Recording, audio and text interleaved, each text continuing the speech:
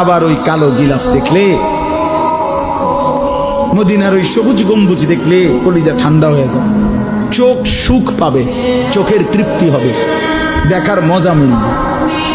আল্লাহ কোরআনে বলছে লিয়াশহাদু মানাফিআ লাহুম। আল্লাহকে যদি জিজ্ঞেস করে বান্দা কেন আমি হজে যাব, আল্লাহ বলে আয়েশা দেখো, লিয়াশহাদু, সে যেন আয়েশা দেখে। আইসো বান্দা, আসো না আমার ঘরে, আসো, আমি দেখাবো কুদরতের কি পরিমাণ নিদর্শন।